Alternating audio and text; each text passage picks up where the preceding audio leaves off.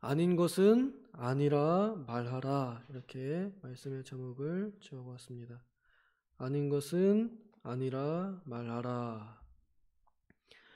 예수님께서 산에 앉으시니 많은 군중들이, 많은 무리들이 모여 나왔습니다. 그래서 이것을 산상수훈이라고 말하는데, 산속에서 새소리들과 또 푸른 나무들, 맑은 공기를 맡으면서 하나님의 말씀을 들었던 야외 예배 중에 예수님께서 하신 설교 말씀입니다. 여러 가지 교훈들을 하시는데, 사람들이 오해하고 있던 계명의 원리들을 바르게 가르쳐 주시는 설교이었습니다. 그래서 참으로 그 마음에 진실하게 하나님을 따르는 사람들, 하나님을 찾는 사람들, 진리를 추구하는 사람들이 어떻게 나아가야 할지 그 방향을 좀 더 구체적으로 또 분명하게 가르쳐 주신 말씀들입니다. 그 중에서 맹세, 하나님의 이름을 사용하는 일에 대해서 교훈을 해 주신 것인데요. 맹세를 이젠 그냥 아예 하지 말아라 라고 이렇게 말씀하는 겁니다. 옛날에는 말했으면 지켜라 라고 당연한 거잖아요. 저는 하나님의 이름으로 맹세하노니 언제까지 누구에게 선행을 베풀겠습니다. 그러면 못하더라도 하도록 노력해라 이렇게 배우고 그렇게 가르쳤다 그러면 이젠 아예 그걸 하지 말라는 얘기입니다. 왜냐하면 우리는 우리의 입으로 내뱉은 것들 중에 단 하나도 진실하게 완벽하게 행동할 수 있는 완전한 능력이 없기 때문에 그렇습니다. 그 비유를 머리카락 하나 이렇게 표현하십니다. 네가 아무리 애쓴다고 해서 머리카락이 검은 게 희게 되거나 휘어 있는 게 검게 될 수가 없다. 네 의지로 네 몸조차도 하나도 제대로 움직일 수 없다. 네 능력은 네 의지와 상관없다. 네 의지가 아무리 강해도 네 행동이 그걸 다 따라주지 못한다. 그러니 아예 못할 말은 하지 말아라 라는 말입니다. 여기서 예수님께서 하시는 이 말씀 그대로 옳은 것은 옳다, 아닌 것은 아니다 라고 그렇게만 말하면서 살아라 라고 하는 겁니다. 이것을 쉽게 말하면 중심을 잡고 살아라 라는 것이죠. 진리를 추구해라 하고 이렇게 교훈을 받을 수 있겠습니다. 그래서 우리의 말은 언제나 진리를 추구하는 데에 옳은 것은 옳다고 아닌 것은 아니라고 이렇게 말하면서 살라고 가르쳐 주시는 것입니다. 내가 못할 것들을 입 밖으로 막 내뱉으면서 하지도 못할 일들을 말하는 것이 거짓말이 될 거 아니에요? 그리고 또 과거에 지나간 일들을 못한 것을 했다고 말하는 것도 완연한 거짓말이고요. 또 마음에도 없는데 앞으로 할 일에 대해서 쉽게 내뱉지 말라는 말입니다. 별로 마음도 없는데 나중에 밥 한 끼 먹자 이런 거잖아. 아니면은 식사 안 했는데 누가 식사했냐고 물어보면 뭐라 그래요? 예의상 먹었다고 말하죠. 그렇게도 하지 말라는 얘기입니다. 항상 우리 말과 우리의 마음은 옳은 것은 옳다, 아닌 것은 아니다 이렇게 말하라는 겁니다. 그래서 내가 앞으로 저 사람과 밥을 먹을 자신이 없으면 밥 먹자고도 말하지 말고, 정말 먹고 싶으면 그때 이제 언제 먹자 이렇게 확실하게 좀 얘기해서 분명한 이 행동을 정하고 살라는 거죠. 또 작은 일이지만 밥을 안 먹었으면 어떻게 해요? 아직 안 먹었다고, 아니면은 아직 먹을 생각이 없다고 진실하게 이렇게 말하면 된다 하는 것입니다. 그런데 우리의 삶에서 이렇게 말하는 게 쉬운 일이 아닙니다. 옳은 것은 옳다고 말하는 게 쉽지 않고요. 그 다음에 아닌 것을 아니라 말하는 건 더 어려운 것 같습니다. 옳은 것을 옳다고 말하는 건 비교적 쉬워요. 왜냐하면 그 옳은 것은 누구나 다 옳다고 인정할 수 있기 때문에 그렇습니다. 그런데 아닌 것은 이렇게까지 얘기해야 되나 싶은 경우가 많습니다. 우리의 의지가 약하기도 하고 또 내가 그런 말을 할 자격이 안 된다고 내 스스로 내 양심이 나를 붙잡기 때문에 그렇습니다.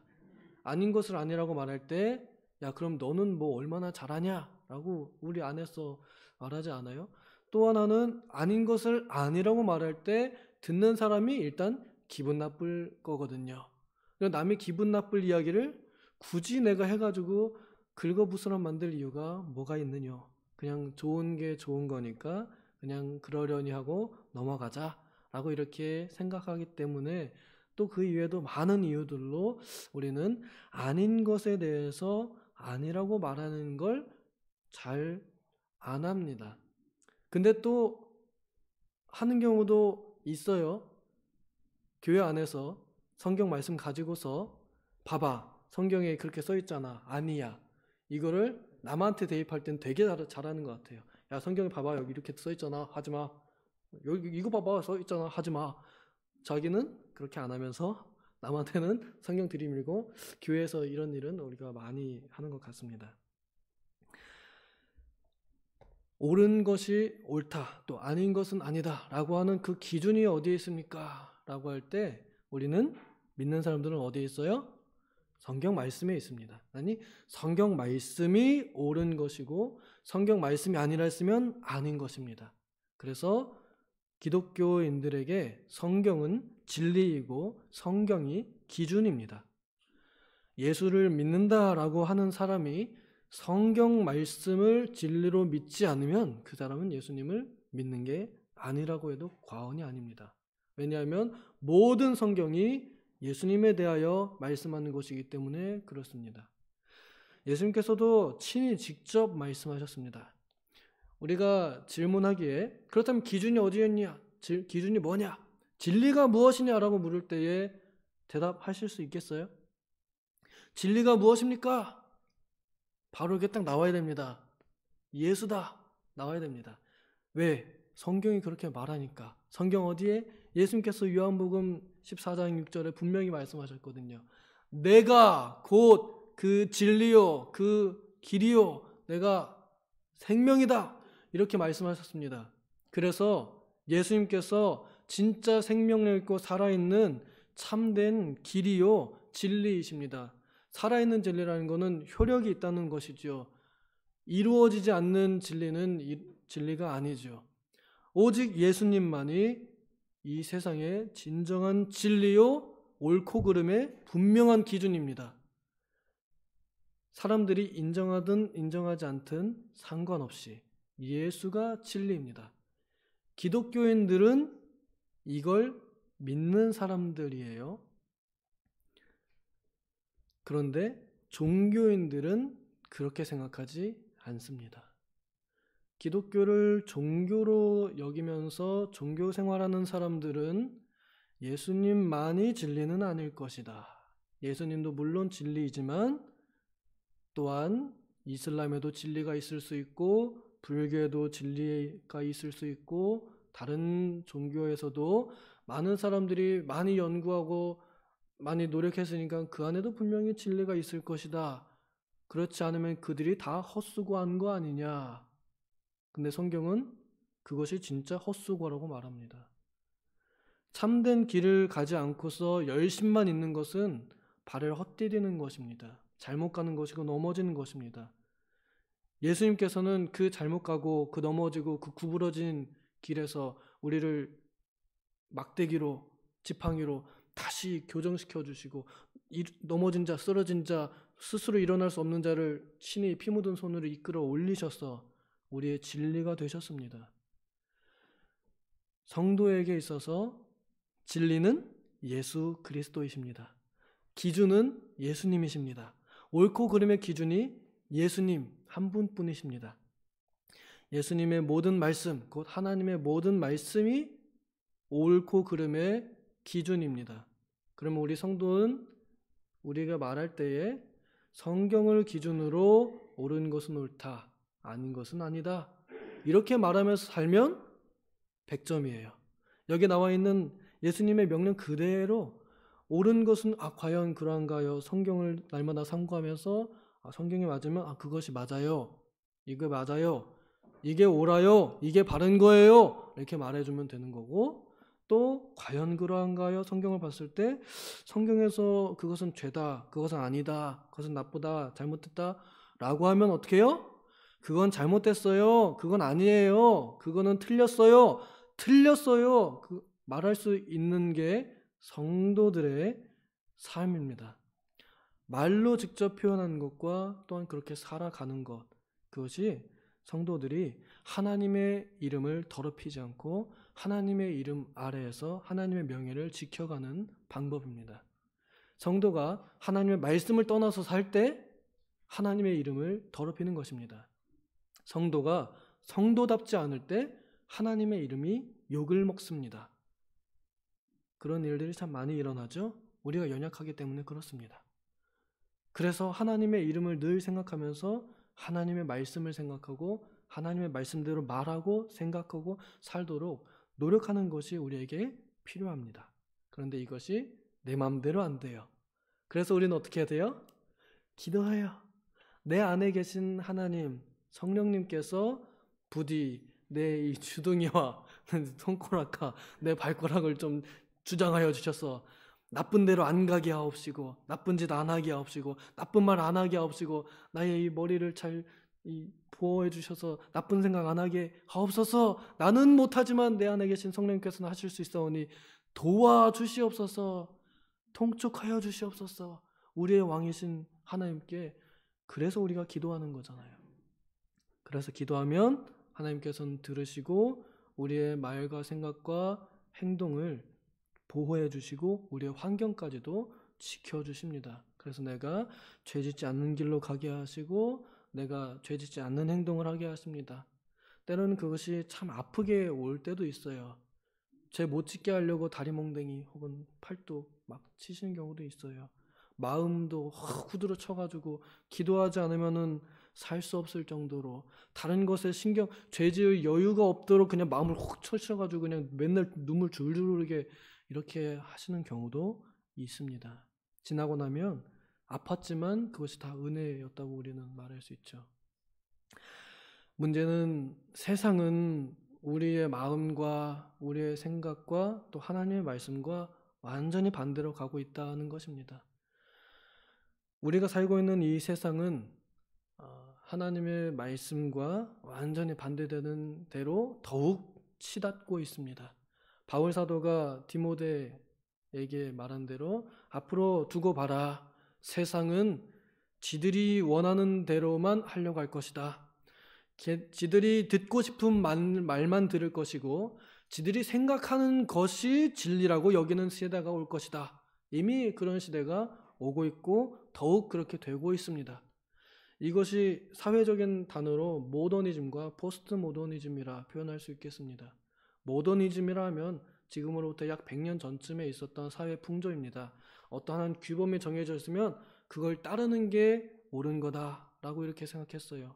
그런데 진화론 나오면서 성경 뒤집으면서 그때부터 뭐가 나냐면 포스트 모더니즘이라 가지고 이제는 더 이상 모더니즘이 아니다라는 얘기예요.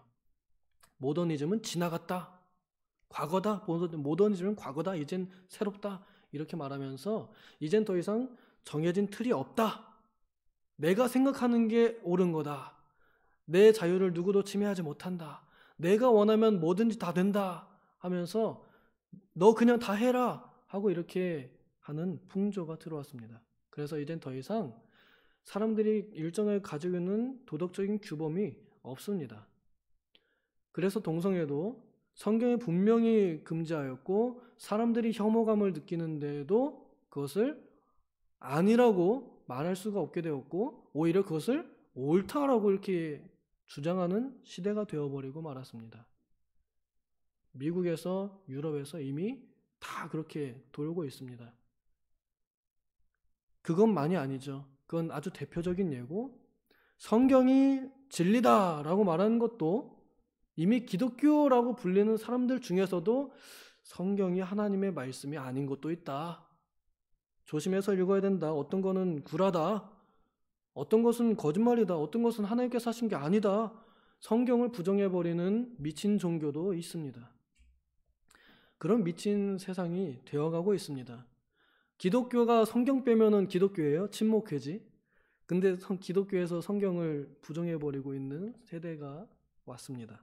그리고 그것이 더 심해지고 있고, 이제는 성경조차도 교회 안에서 규범이 되는 것이 아니라 참고가 되고 있습니다. 뭐가 규범이 되냐면 사람들의 편리성이 규범이 되어가고 있습니다. 이것을 편리주의라 말합니다. 사람들이 편하면 그게 진리예요. 성경은 오히려 불편한 게 옳다고 말하거든요.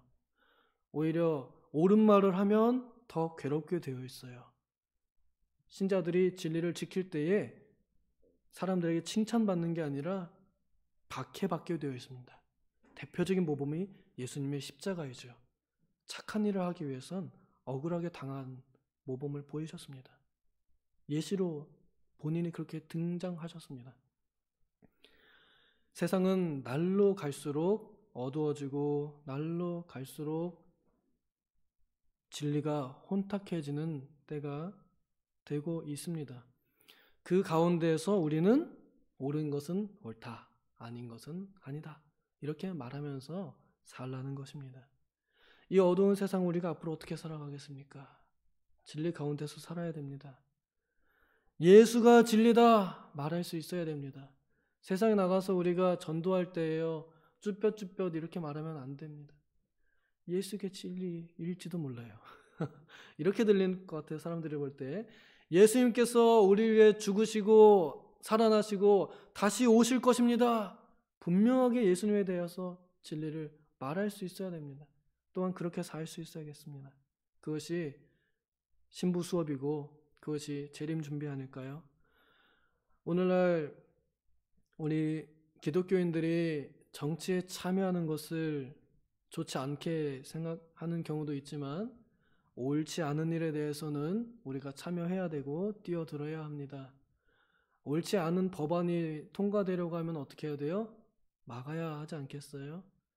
특히나 차별금지법이라고 하는 이 좋은 단어 안에 기독교를 공격하는 독소 조항들이 있는데, 그런 것을 그저 다 좋은 게 좋은 거니까 당연히 차별하면 안 되지, 알지도 못하고 잘 알아보지도 않고 그걸 반대하는 사람들을 왜 너네 정치하냐 이렇게 비방해서는 안 될 것입니다. 옳은 것은 옳다 하고 아닌 것은 아니라고 말할 수 있어야 됩니다. 예로부터 믿음을 지키는 사람들은 아닌 것은 아니라고 말해왔습니다. 우리가 그 토대 위에 서 있습니다. 종교개혁 시대에 마르틴 루터 목사님의 95개조 반박문, 아닌 것은 아니라고 말한 거, 옳은 것은 옳다고 말한 것입니다. 사람들이 그 당시 종교 권력자들이 그걸 못 받아들여가지고, 안 받아들여가지고 종교 개혁이 일어나게 되었고, 우리 대한민국의 일제강점기 하에서도 얼마나 많은 이들이, 믿는 이들이 나라의 주권을 찾는 일에, 옳은 일에 목숨을 바치면서 대한독립 만세를 외쳤으며, 얼마나 많은 이들이 국가의 주권은 국민에게 있음을 목숨 바쳐서 소리 외쳐 민주주의를 이뤄냈습니까?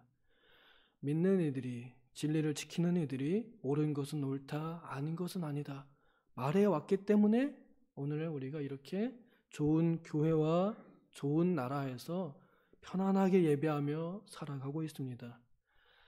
이제 우리가 받은 것을 또한 우리가 지켜줘야 되고 또한 물려주어야 됩니다. 아닌 것은 아니라고 말할 수 있어야 됩니다. 그냥 다 어쩔 수 없는가 보다 하고 이렇게 무기력하게 포기하고 있으면 안 됩니다. 설령 끝내질지라도 아닌 것은 아니라고 외칠 수 있어야 합니다. 정치적인 일로만 생각할 것이 아니라 정치를 삶의 일로 여겨야 할 것입니다. 당장 그런 악법들이 통과되게 되면 설교단이 공격을 받습니다. 교회가 설교단이 무너지면 진리가 무너지는 것이고 교회가 문을 닫는 것입니다. 우리는 이미 한번 경험해 봤습니다. 코로나 기간에 교회에서 한 사람 마스크 고집 부려서 안 썼다고 경기도의 시골 교회에 벌금을 900만 원을 때렸습니다. 시골 교회에다가. 그 교회 문 닫으라는 얘기죠. 그렇게 한번 당해봤습니다. 우리는. 이런 일에 대해서는 목소리를 낼 수 있어야 됩니다. 이제야 지나서야 얘기합니다. 그때는 우리가 잘 몰라서 그저 그런가 보다 하고 지나갔다면 이제는 정말 진리는 예수다. 예배가 소중하다. 예배가 목숨 걸고 지켜야 할 교회의 중요한 가치다. 설교단에서 선포되는 말씀이 자유롭게 진리라고 여겨지도록, 진리라고 선포되도록 지켜내는 일, 이 일은 우리의 삶이고 이것이 우리의 생명이고 이것이 우리의 호흡입니다. 우리의 영적인 호흡이 되지 않으면 육신이 제대로 살겠어요? 마음이 병들면 몸이 반응하잖아요. 우리가 건강하게 영과 몸을 영육팔팔하게 살아가려면 옳은 것은 옳다, 아닌 것은 아니다 말하면서 진리의 싸움을 싸울 수도 있어야 합니다. 건강한 사람은요, 싸워나갑니다. 우리 병원 왜 가요? 병하고 싸우기 위해서 가잖아요. 병원을 안 가면 어떻게 돼요? 어느 날 갑자기 손 쓸 수도 없이 그냥 돌아가시는 겁니다. 싸워야 됩니다. 병원 열심히 가듯이 옳은 것은 옳다고 아닌 것은 아니라고 말할 수 있어야 합니다. 그것을 그저 너무 치우쳤다 이렇게 생각해서는 안 될 것 같습니다. 오늘 우리가 시대를 잘 분별하고 또 악에게 지지 말고 선으로 진리로 악을 이기는 우리 모든 성도들, 우리 교회 또 한국교회 되기를 소망합니다. 기도하겠습니다. 옳은 것을 옳지 않다고 또 옳지 않은 것을 옳다고 이제는 완전히 옳고 그름의 기준이 뒤바뀌어 버린 시대가 되고 있는 이때에 우리가 어떻게 살아야 할 것인지 주님 가르쳐 주시고 또 그 가르쳐 주신 대로 우리가 정말로 말하고 살아갈 수 있도록 용기를 주시옵소서.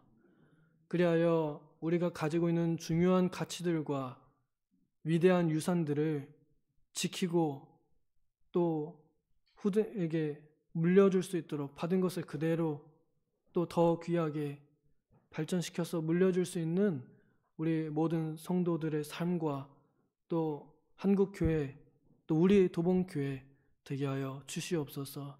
감사드리며 예수님의 이름으로 기도하옵나이다. 아멘.